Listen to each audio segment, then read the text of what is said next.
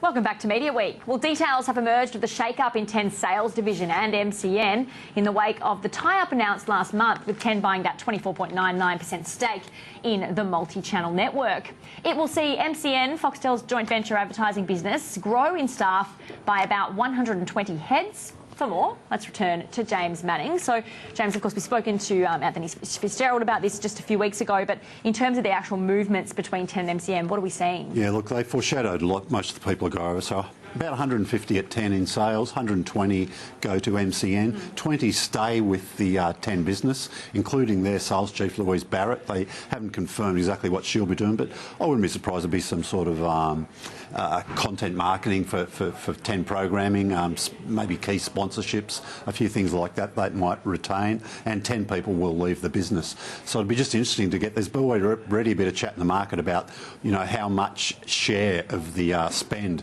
the new MCN and 10 will get. You hear people talking between, they'll be really aggressive, pushing for above 40%, maybe towards 50% of the ad dollars, which will really throw the cat amongst the pigeons. Yeah, for sure. All right. Also want to talk radio, because New Southern Cross Stereo CEO Grant Blackley, of course, on the stage this week with Hamish and Andy, talking in front sort of for advertisers. Now, how have they been going so far? I know we haven't really seen any probably concrete evidence, but they've been sort of on the air for almost 2 weeks. 2 weeks, yeah. Look, the only concrete evidence that we've had is TV ratings for guest appearances for Hamish and Andy, and they've all been off the dial. They've been doing, wherever they turn up on TV, you get a big audience. Because it's been a bit of a break. So do the math. You've got to think, OK, if that works there in radio, the ratings will follow. So we think that's going to happen.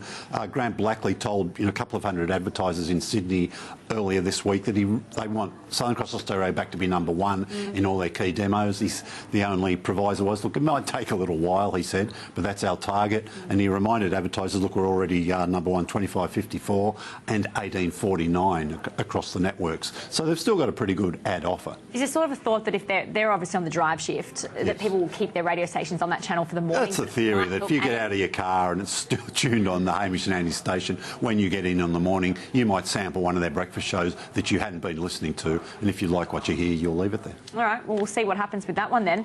Now, in terms of media movements, we like to talk about this, of course, every week. The ABC's Australian Story getting a new EP. Yeah, look, Deb Fleming, a long-time EP there, and really built Australian Story into a massive brand, you know. They've just seen what the Gina Reinhardt stories in the media when they got Gina Reinhardt. That was a great get. Rated pretty well for them too. She's retiring. Deb Masters is taking over.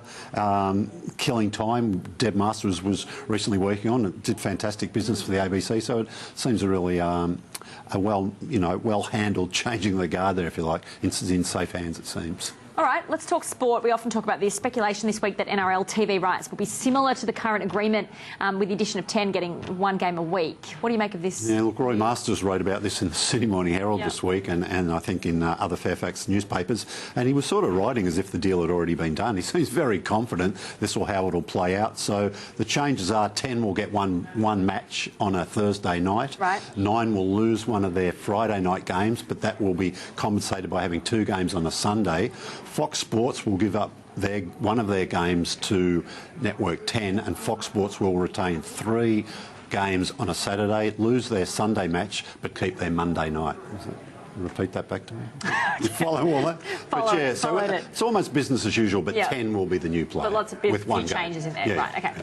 Now the cricket also, speaking of sport, did pretty well for Gem. How does this play in sort of... Yeah, it did very well. The second test starts this week, so hopefully Australia will perform a little better, but the ratings went okay, and they'll probably be even better if Australia can start. 9 will be hoping they get back, because nobody likes watching big losses. 10 will have a lot of... Yeah, 10, the Big Bash this summer, they've got it back, and they've also got the Women's Big Bash League, so they're showing some of those matches. I think that's before the men's Big Bash kicks off, so they'll be sort of teasing the cricket, the one-day cricket, and all the cricket's in prime time for 10 this year, so I don't think there's any afternoon games, so 10's very happy about that. Well, that can help them even further, because some June SMR data we saw actually shows that 7 and 9 are losing some ad share to 10. They are, yeah. Look, there's still quite a differential between where 9 and 10 are, or where 9 and 7 are, and where 10 is. But 10 have put on 5 points. They're catching up. So that's a pretty good get, yeah. And that number could grow when the effect of MasterChef is taken into account for future ad buys and things like that, with sponsorship money for things like The Bachelor. So yeah, 10's on a bit of a roll. They'd like to keep that going a little bit. Is this the turnaround for 10? Is this what we're seeing right now, do you think? Well, 10 will say the turnaround's been on for a little while, you know. But yeah, this is some real concrete evidence that, yeah, it's the audience growth now is starting to be rewarded a little bit in revenue. OK. BBC Worldwide is reporting that revenue and profits in Australia and New Zealand are up double digits. Yeah, look, it's about $160 million they write here in business in Australia, so it's a fairly significant business here. About 8% that's up revenue year on year.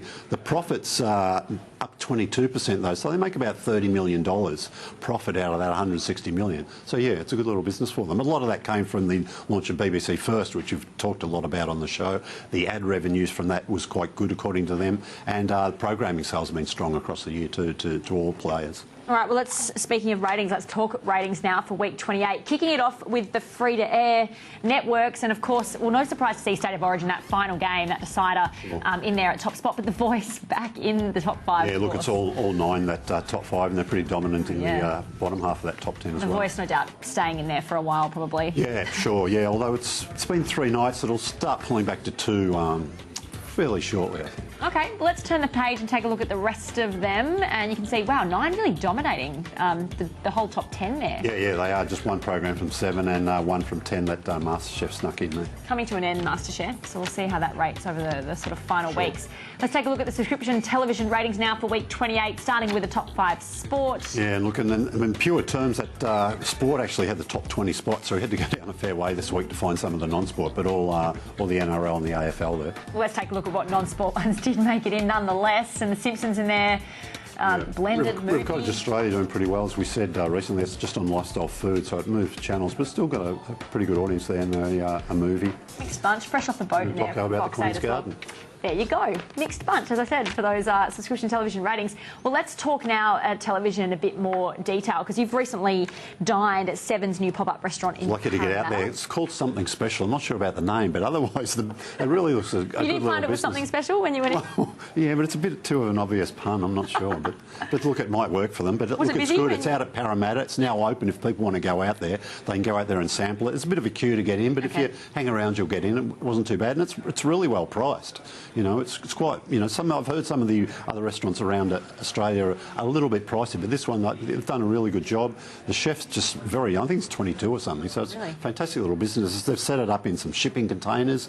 It's in the sort of Parramatta Mall there, so yeah, And they have more to come, right? More of these pop-up restaurants to come. No, all the pop-up restaurants are now open. Okay, so there's one in every metro capital, okay? And I think you could imagine there'll be some eliminations, and they'll end up with just one. Okay. And the winner will get a couple of 100,000. And then they decide, I think, if they want to go and open a real restaurant, or no, just take the cash. Do you think you'll be able to dine at all of them? You can come and tell us about all those restaurants. Well, it's a good idea. Maybe you can take the show around. But they haven't said when the show's starting yet. Okay. 9 have announced that their hot plate, their equivalent sort of food show, will be on as soon as MasterChef finish, which I think is Tuesday week. All right, let's talk 10. Speaking of MasterChef, ordered a second season now of I'm a Celebrity, Get Me Out of Here. How did this go in the first round? It did very well. We asked the chief executive when he was in here a couple of weeks ago, will that be back? And he said, yeah, look, you know, we haven't quite finished the deal yet. They have now. So ITV Studios Australia will be making a second season. Dr. Chris Brown, Julia Morris will be going back to Africa, and it's all going to be live again. So they're going to pretty much follow the same pattern. Yeah, the same place. Just what will be new is all the guests who do all those horrible challenges with snakes and stuff. We'll see who signs up. It'll be interesting to see who signs up for this one. Now, Family Feud also celebrating its first birthday. Yeah, it has. Look, a year on air, and it's calling itself the #1 game show in Australia now. So it's getting bigger audiences than Hot Seat, which sort of used to have that title, at least in the last couple of weeks, and that's all you need, I guess, to call yourself #1. So, yeah, it's been rating very well, and they've been licensing some stuff. They've got some scratchies, I think. There's going to be a game. So, yeah, it's a brand that they've really done well with since it was relaunched here. And we've got a few new hosts coming up for various shows. Foxtel for the Great Australian Bake Off. Who's hosting this one? Yeah, look, a couple of, I think they're both Melbourne-based, Claire Hooper and Mel Buttle, a couple of comedians. 9 had a season of that show, but it seems like lifestyle food seems a really good home for it. So I think that series will do well, and I think their production's underway now. And an interesting one as well for Nine's the new host for Farmer Wants a Wife, of course, taking over from the previous host. Who is it? Yeah, look, one of the McClymonds, Sam McClymont. So she's absolutely. So she's taking that on. That's another show. It's on on production at the moment. 9 let it go because the ratings weren't, they backed off a little bit. It's had a bit of a rest now, so it's going to be on probably in the last quarter of this year. So they'll be hoping it comes back a little bit stronger than the last time they had it on air. Do you think it will pull a lot of people with the new host? Yeah, look, I think there'll be interest. You could argue how much is the host important on a program like that. They don't actually get to do a lot, but they just facilitate what happens. So it's really going to be about the talent, the people they cast, the farmers, or the potential wives for these farmers. Some of her music, they can double up for the ad breaks, to go to the ad break. Well, there you go. Music. You're thinking, but it's one of the. I like the format. I enjoy the show. I think it's good.